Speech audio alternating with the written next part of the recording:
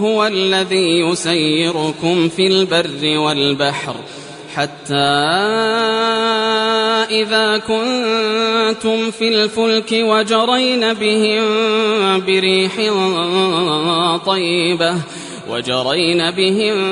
بريح طيبة وفرحوا بها جاءتها ريح عاصف وجاءهم